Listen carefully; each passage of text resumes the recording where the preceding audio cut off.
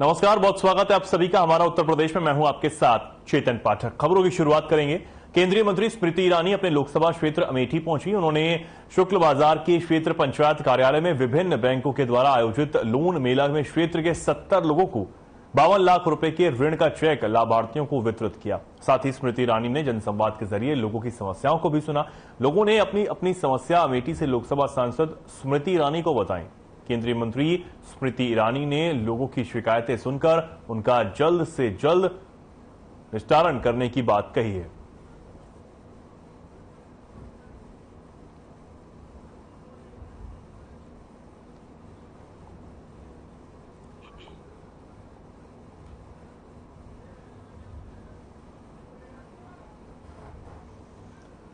मिर्जापुर में जमीन विवाद को लेकर पुलिस और ग्रामीणों में जमकर झड़प और पथराव हुआ।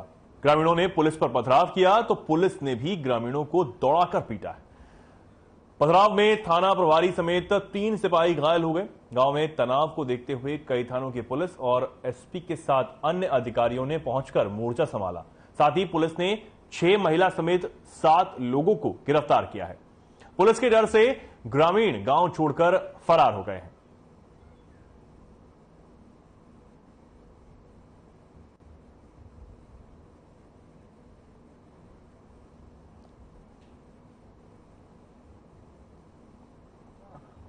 ये थाना संत नगर में मस्करा गांव है। यहाँ पर जमीन को लेके जमीनी विवाद था, जिसमें कि थाना दिवस में भी लल्लन शर्मा का पक्ष और वीरेंद्र सिंह पटेल ये दोनों पक्ष थे और यही जमीन है जिसमें लेके विवाद था। दोनों पक्ष अपना अपना बता रहे थे। थाना दिवस पे रेवेन्यू की टीम और जो हमारे पुलिस की टीम है उसके बाद मौके पे भी आई थी और उसके जो ये जमीन है उसमें फिर इनको ये बताया गया रेवेन्यू की तरफ से कि जो फर्दर जो दस्तावेज है वो लेकर आए और दोनों पक्षों को पाबंद भी किया गया था। संडे को ये कार्रवाई हुई थी थाना दिवस सैटरडे होने के बाद में। फिर उसके बाद आज वीरेंद्र सिंह पटेल जो एक पक्ष था उसके द्वारा सूचना दिया गया कि जो लल्लन शर्मा का पक्ष है वो जबरदस्ती यहाँ पे आके जमीन को जोड़ा।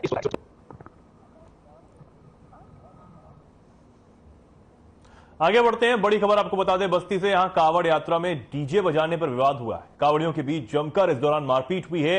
वीडियो सोशल मीडिया पर अब जमकर वायरल हो रहा है। ये बड़ी खबर आपको बता रहे हैं। विवाद के दौरान कई कावड़िए गंभीर रूप से घायल हुए हैं। पुलिस ने पहुंचकर मामले को किसी तरह यहां शांत कराया है। हरैया थाना क्षेत्र के भदावल का यह पूरा मामला है।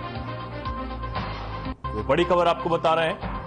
डीजे बजाने को लेकर कावड़ यात्रा के दौरान जमकर विवाद हुआ है। बस्ती से खबर है, कावड़ियों के बीच यहां जमकर मारपीट हुई है। इसका वीडियो भी सोशल मीडिया पर वायरल हो रहा है। विवाद के दौरान कई कावड़िए इसमें गंभीर रूप से घायल हैं। हालांकि पुलिस ने मौके पर पहुंचकर पूरा मामला जो है वो शांत कराया। तस्वीरें आप देख सकते हैं किस तरीके से डीजे बजाने को लेकर यहां एक तरीके से कंपटीशन चल रहा था और पूरा विवाद यहीं से गरमाया, जिसके बाद जमकर मारपीट भी हुई है। और ये विवाद जैसे ही गहराया और पुलिस को इसकी जैसे ही सूचना लगी, तुरंत पुलिस ने मौके पर पहुंचकर मोर्चा संभाला और कावड़ियों को शांत कराया।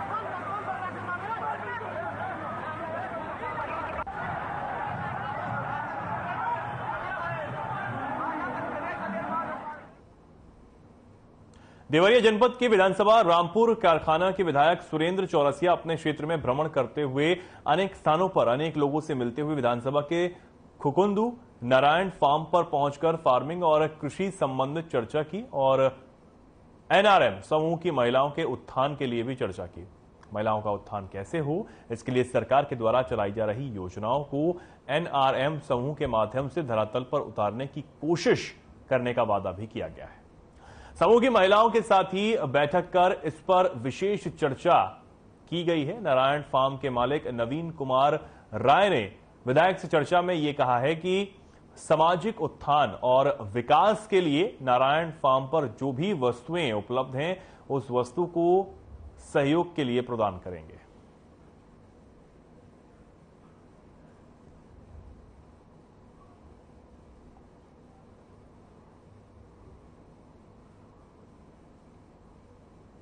नमस्कार, मैं विजय तिवारी आर्यन टीवी के साथ आज रामपुर कारखाना के विधायक माननीय श्री सुरेंद्र चौरसिया जी के साथ हैं और यहाँ पर फार्मिंग और जो समूह की महिलाओं से संबंधित कार्य होते हैं उस पर आज यहाँ पे चर्चा हुआ। आज जानेंगे कि ये चर्चा किस जगह पे हुआ है और इससे क्या लाभ होगा। देखिए, आज हम लोग अपने क्षेत्र के फुरंदू में हैं और बड़े भाई हमारे हैं आदरणीय नवीन राय जी। आज उनकी हम लोग फार्म पे हैं और समूह की भी तमाम महिलाएं यहाँ आई हुई हैं जो लोग स्वरोजगार करना चाहती हैं। और जैसा कि हमारी सरकार की भी ये सोच है कि जो हम NRLM के तहत जो हमारी ये जो समूह बन रहे हैं, इसमें कैसे हमारे घर की बहन बेटियां स्वावलंबी हों, कैसे ये लोग स्वरोजगार करके और अपने आप को आर्थिक रूप से सबल कर सके। तो इसमें भी हम लोग चर्चा कर रहे थे कि आने वाले समय में इस क्षेत्र में एक लघु उद्योग के माध्यम से हम अपने क्षेत्र की समूह की सभी बहनों को कैसे मजबूत कर सके। विधायक जी, क्या इस समय स्वरोजगार की योजनाएं सरकार के द्वारा चलाई जा रही है, वो सभी समूह के पास पहुंच पा रही है? देखिए, समूह का अपना अलग अलग काम है। कुछ महिलाएं जो लोग मेहनत करती हैं वो लोग आज स्वावलंबी हो रही हैं। तो हम तो अपनी सभी समूह के बहनों से कहना चाहेंगे कि आप लोग ट्रेनिंग लेकर और इसमें आगे बढ़ने का काम करें। धन्यवाद। लगातार पहाड़ों पर बारिश होने से फर्रुखाबाद में गंगा और रामगंगा नदी का जलस्तर बढ़ रहा है। दोनों नदियों के जलस्तर बढ़ने के करीब 1 दर्जन गांव बाढ़ की चपेट में आ गए हैं। गंगा किनारे बसे गांव को लोग लगातार पानी बढ़ने से डरे हुए हैं। किसान की हजारों बीघा फसलें पानी में समा गई हैं। आपको बता दें कि आज सुबह गंगा में नारोरा बांध में 1,46,780 क्यूसेक पानी छोड़ा गया। हरिद्वार बांध से 1,32,552 क्यूसेक पानी छोड़ा गया है। रामगंगा में 24,000 क्यूसेक पानी छोड़ा गया है। गंगा नदी खतरे के निशान से सिर्फ 35 सेंटीमीटर दूर बह रही है।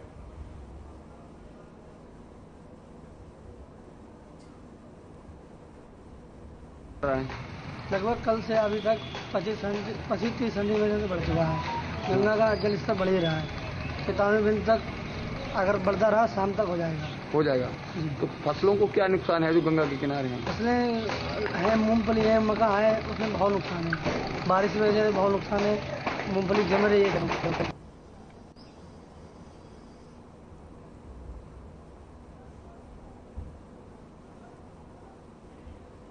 सावन के पावन महीने में जहां भोले के भक्त कांवड़ लेने के लिए हरिद्वार, गंगोत्री, गोमुख, ऋषिकेश से जल लेकर आ रहे हैं, वहीं शासन एवं प्रशासन ने भी गाजियाबाद में तमाम तैयारियां पूरी की।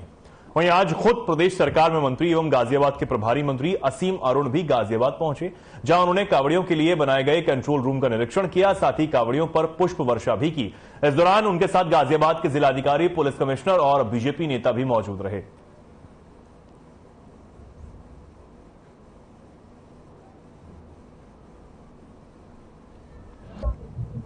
गाजियाबाद में पूरे उत्तर प्रदेश में कांवड़ यात्रा को जिस भाव के साथ हमारे श्रद्धालु संकल्प लेते हैं, उसको पूरा करने के लिए, उसको व्यवस्थित करने के लिए माननीय मुख्यमंत्री जी द्वारा, योगी जी द्वारा बहुत ही विस्तृत निर्देश दिए गए। उसको मैंने आज गाजियाबाद में चेक किया, ब्रीफिंग ली, तो बहुत ही अच्छी व्यवस्था है। नगर निगम ने, पुलिस ने और सबसे बड़ी बात हमारे नागरिकों ने स्वयं कैंप लगा करके और सारी व्यवस्था की है।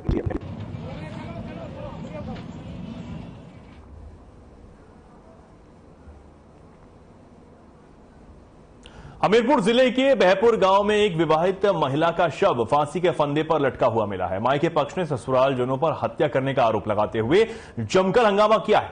मृतका के पिता ने कोतवाली में तहरीर देकर कार्रवाई किए जाने की मांग पुलिस से की है, जिस पर पुलिस ने मृतका के शव का पंचनामा भर पोस्टमार्टम के लिए शव को भेज दिया है। हमीरपुर जिले के राठ कोतवाली क्षेत्र के बहपुर गांव में दयानंद की पत्नी रमाकांति ने घर में साड़ी से फंदा लगाकर फांसी लगा ली। मृतका के पिता संतोष ने बताया कि 20 जून 2014 को उनकी पुत्री की शादी हुई थी। आरोप है कि शादी के बाद ससुराल जल दहेज में 2 लाख रुपए और बाइक की मांग करने लगे। मांग पूरी न होने पर शारीरिक और साथ ही मानसिक उत्पीड़न उनकी बेटी का लगातार किया जाता रहा और दहेज की मांग पूरी न होने पर मारपीट कर फांसी के फंदे पर उसे लटका दिया गया।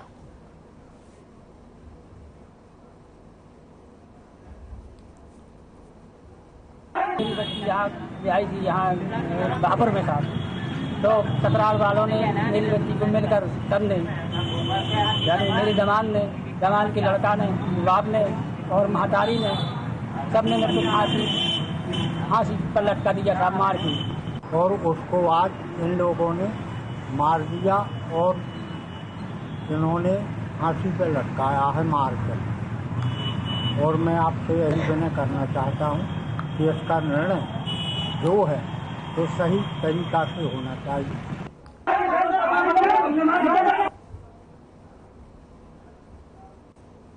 अब खबर जालौन से है, जहां खाद्य सुरक्षा विभाग ने नामचीन होटलों में छापा मारा है। छापेमारी की खबर जैसे ही बाजारों में फैली, मिलावटखोर होटलों में अफरा तफरी मच गई। कई होटल मालिक की दुकान बंद करके वहां से चलते बने। खाद्य सुरक्षा विभाग मिलावटखोरों के खिलाफ लगातार अभियान चला रहा है। झांसी से आई खाद्य सुरक्षा वैन में सैंपल को चेक किया गया। और के शहीद भगत सिंह चौराहे पर खाद्य सुरक्षा अधिकारी के नेतृत्व में यहां यह कार्रवाई की गई।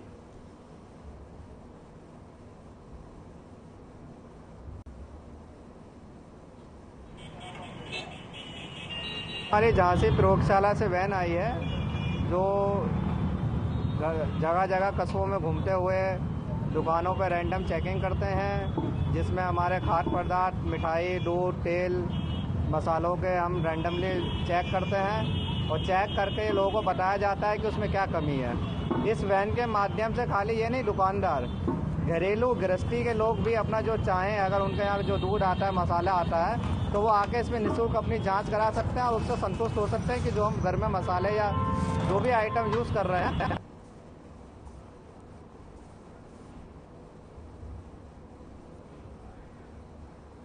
अब खबर फतेहपुर जनपद के विकासखंड देवमई क्षेत्र से है, जहां जुगापुर प्राथमिक स्कूल में अटल आवासीय और नवोदय विद्यालय में चुने गए छात्रों का सम्मान समारोह कार्यक्रम का आयोजन किया गया।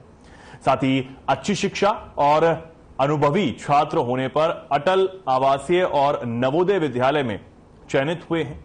सम्मान समारोह कार्यक्रम में छात्रों को साइकिल भेंट की गई है और सूटकेस समेत अन्य सामग्रियां देकर उन्हें सम्मानित भी किया गया है। कार्यक्रम की शुरुआत सरस्वती वंदना से की गई और इसी के साथ बच्चों के उज्जवल भविष्य की कामना भी इस कार्यक्रम के दौरान की गई है। यहां से 2 बच्चों का नवोदय विद्यालय और अटल आवासीय विद्यालय में चयन हुआ है। हर 3 महीने में यह आयोजन किया जाता है। अच्छी शिक्षा और अनुभवी छात्र होने पर अच्छा प्रदर्शन करने वाले बच्चों को सम्मान के तौर पर इनाम दिया जाता है।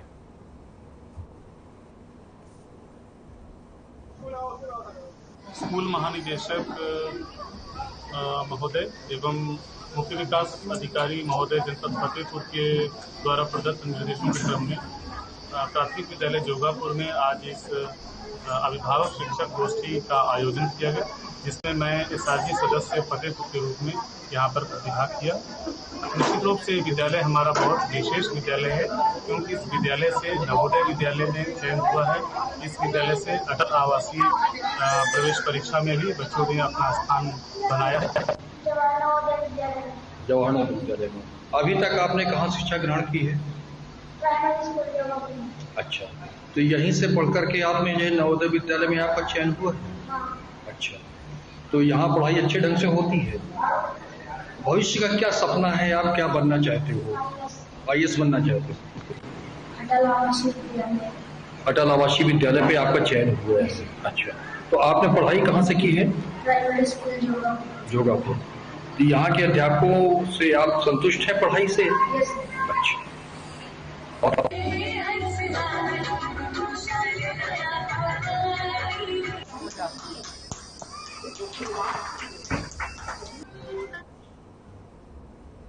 अब खबर झांसी के बरुआ सागर से है, जहां अचानक से 2 बच्चियां खेलते हुए गायब हो गई। अचानक एक साथ 2 बच्चियों के गायब होने की सूचना मिलते ही पुलिस ने जांच पड़ताल शुरू कर दी है। वहीं पुलिस अधिकारियों को सूचना मिली कि 2 अज्ञात बच्चियां भटकते हुए एलाइट चौराहे के पास मिली हैं। जब गायब बच्चियों और नवाबाद में बैठी बच्चियों के फोटो मिलाए गए तो दोनों ही बच्चियां महक और झील ही मिली। दोनों ही बच्चियों के सकुशल बरामद होने पर पुलिस अधिकारियों ने राहत की सांस ली है। बच्चियों ने बताया कि वे अपने दादा और दादी से मिलने मां बाप को बिना ही बताए चिरगांव मिलने जा रही थीं।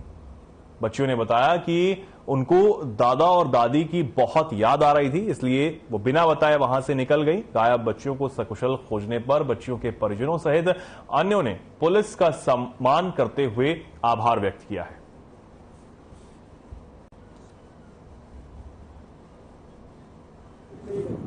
कि 2 बच्चियां जिनकी एक की उम्र 5 वर्ष है और दूसरे की लगभग 9 वर्ष है, ये दोनों घर से खेलने के बहाने निकली थी और इसके बाद घर वापस नहीं आई हैं। इस सूचना पर तत्काल पुलिस मौके पर गई और पुलिस की 3 टीमें लगा करके लगातार सीसीटीवी फुटेज दिखवाया गया, जिसके माध्यम से पता चला कि दोनों बच्चियां जो दोनों सगी बहनें हैं साथ में ही निकली है। एक छोटा सा प्लास्टिक की बोरी ली हुई है जिसमें कुछ सामान रखा हुआ है।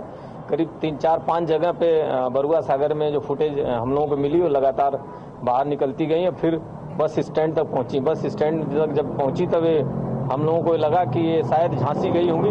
फिर झांसी में हम लोगों ने संपर्क किया तो पता चला कि ये 1 स्टॉप सेंटर पे पहुंच गई हैं बच्चियां पुलिस की मदद से। फिर वहां पे 1 स्टॉप सेंटर से उनको बरामद करके उनके परिजनों को सुपुर्द किया गया।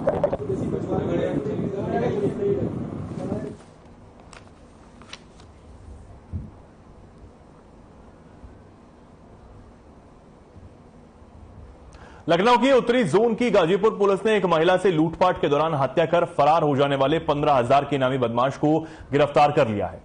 एसीपी गाजीपुर दिलीप कुमार सिंह के नेतृत्व में यह गिरफ्तारी की गई है। इसके साथ ही नॉर्थ जोन की इटौंजा पुलिस ने बीते महीने लाखों रुपए की कीमत के अंडे से भरे ट्रक को लूटने वाले 5 लुटेरों को भी एसीपी बीकेटी धर्मेंद्र रघुवंशी के नेतृत्व में गिरफ्तार किया है।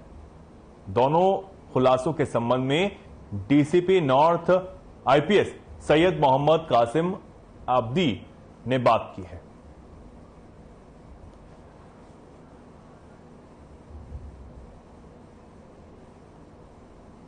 लखनऊ की इटौंजा पुलिस ने 5 अंडे की डकैती करने वाले अभियुक्तों को गिरफ्तारी की है। इसी संबंध में हमारे साथ बातचीत करने के लिए डीसीपी उत्तरी एसएम कासिम आब्दी जी मौजूद हैं। सर, बहुत बहुत स्वागत है RNTV नेशनल पर। सर, किस तरीके से अंजाम दिया था ये 18-19 जून की रात की बात है। ये थाना क्षेत्र इटौंजा में इस पूरी घटना को इन लोगों ने अंजाम दिया। 5 व्यक्ति इसमें शामिल थे। एक अंडे से भरा हुआ ट्रक आता है, उसको कुछ लोग अज्ञात लोग जो है उसको स्कॉर्पियो से रोकते हैं और फिर उस ट्रक में जो भी अंडा होता है उसको लगभग 4.5 हजार उसमें पेटी जो है वो निकाल लेते हैं और फिर मौके से फरार हो जाते हैं। तभी अभियोग पंजीकृत किया जाता है, अनावरण के संभव प्रयास किए जाते हैं। आज ये 5 व्यक्ति जो जिन्होंने पूरी इस घटना को अंजाम दिया, इन 5 व्यक्तियों की इसमें गिरफ्तारी हुई है। इसमें जो मुख्य जो अभियुक्त है मोहम्मद फराज, वो खुद अंडे के व्यापारी है। फरीद ट्रेडर्स के नाम से इसकी अंडे के चौकी थाना क्षेत्र दुबंगा में एक दुकान है और इसने इस पूरी घटना को एक तरह से कह सकते हैं कि सूत्रधार बताया जाए तो ये फराज है। इसने अपने बाकी साथियों जो 4 अन्य साथी हैं इनको इकट्ठे करके इस पूरी घटना को अंजाम दिया। इनके पास से जो बरामदगी हुई है, जो जिस ट्रक से इन लोगों ने डिलोड किया था वो ट्रक पुलिस ने बरामद किया है। जिस डाले का इस्तेमाल ये लोगों ने किया था वो डाला इस्तेमाल हुआ और प्लस स्कॉर्पियो, इसमें एक अभियुक्त है मोनू, उसके भाई की स्कॉर्पियो थी जिससे पूरी घटना को इन लोगों ने अंजाम दिया। वो स्कॉर्पियो भी पुलिस ने बरामद किया है। आज इन सभी को 5 अभियुक्तों को जुडिशियल रिमांड पे भेजा गया है। यह स्पष्ट संदेश है लखनऊ पुलिस का कि अपराधी चाहे जितना भी शातिर क्यों ना हो, चाहे जितना भी प्रभावी क्यों ना हो, वह पुलिस की नज़र से नहीं बच सकता है। जिस तरीके से एक व्यापारी ने ही दूसरे व्यापारी को लूटने की योजना बनाई, 4 अपने अन्य साथियों को मिलाया और एक बड़ी लूटपाट और डकैती की घटना को अंजाम दे डाला, जिसे आज इटौंजा पुलिस ने गिरफ्तार कर उसके साथियों समेत जेल भेज दिया है। लखनऊ से वीडियो जर्नलिस्ट हेमंत यादव के साथ रंजीत सिंह राठौर, RNTV नेशनल।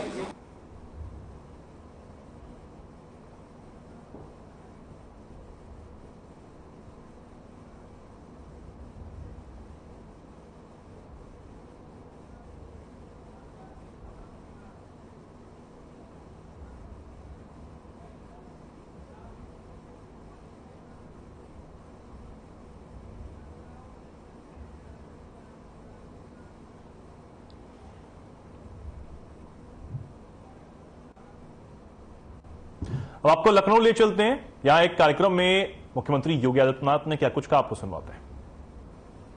आप पहले देख सकते हैं कि दुनिया के अंदर कहीं नहीं होता होगा, लेकिन हमारे यहां शक्ति की आराधना वर्ष में 2 बार हम जरूर करते हैं। एक वासंतिक नवरात्रि के अवसर पर चैत्र मास में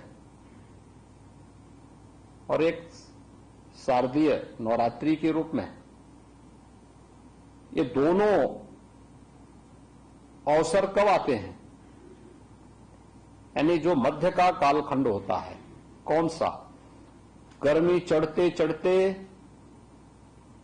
जब अपने चरम के बाद अवसान की तरफ जैसे ही मुड़ती है, नवरात्रि की 9 तिथियों के दिन देवी अनुष्ठान का विशेष आयोजन हर सनातन धर्मावलंबी के लिए अनिवार्य माना गया है। ऐसे ही सर्दी चरम के बाद जब वह अवसान की तरफ जाता है और सर्दी और गर्मी के बीच का एक मध्य कालखंड होता है, यह मध्य का वो जंक्शन ऊर्जा का केंद्र बिंदु होता है। यानी हमने देवी के रूप में माना, देवी क्या है? ये भी तो शक्ति का प्रतीक है। उसी शक्ति को हम अपने जीवन में अंगीकार कर सकें, इसलिए हमारे यहां अनुष्ठान रखे जाते हैं, व्रत रखे जाते हैं। हम देवी का विशिष्ट अनुसंधान करते हैं, अनुष्ठान करते हैं, उपासना भी करते हैं, उसे अंगीकार करने का प्रयास करते हैं। ये मान्यता है कि सरासर जगत में जो कुछ भी शक्ति है वह देवी के रूप में है। जगत जननी मां भगवती के रूप में, आप दुर्गा के रूप में मान सकते हैं, महासरस्वती के रूप में मान सकते हैं, महालक्ष्मी के रूप में मान सकते हैं, महाकाली के रूप में उसकी आराधना कर सकते हैं। अलग अलग उसके रूप हो सकते हैं, लेकिन उस शक्ति के बगैर कुछ भी एक तिनका भी इधर से उधर नहीं बदल सकता है। और शक्ति की ये उपासना सनातन हिंदू धर्मावलंबी पौराणिक काल से ही करता आया है। हर एक कालखंड में स्वरूप बदले होंगे, लेकिन आराधना का स्वरूप, आराधना उसी रूप में, देवी के अलग अलग रूपों में हम लोग करते आए हैं। और उसका एक रूप आज YouTube में रुचि रखने वाले उन सभी दर्शकों के लिए, श्रोताओं के लिए मेदज एस्ट्रो के द्वारा एक कार्यक्रम यहां पर एक नए रूप में उन्हें उपलब्ध कराया जा रहा है। शब्द शुद्ध हो और नियत भी शुद्ध हो तो शब्द ब्रह्म का प्रतीक होता है। याद रखना, शब्द एक वह अपने आप में एक मंत्र है। शब्द को भारत की मनीषा ने हमेशा महत्व दिया है और हमेशा इस बात को माना है कि हर अक्षर में, हर शब्द में मंत्र बनने की सामर्थ्य है। हमने कभी इस बात को नहीं माना कि इसमें सामर्थ्य नहीं है। किसी के भी अवमूल्यन का दुस्साहस भारतीय मनीषा नहीं करती है। उस शब्द को बोला कैसे जा रहा है और उस शब्द को व्यक्त करने का तरीका क्या है, यह वक्ता पे निर्भर करता है। इसलिए शब्द को ब्रह्म के रूप में मान करके जब हम उसका अनुसंधान करते हैं, उसका अनुष्ठान करते हैं और उसको अभिव्यक्त करते हैं, तो अपने आप में वो मंत्र बनता है। तो फिलहाल के लिए खबरों में इतना ही। नमस्कार।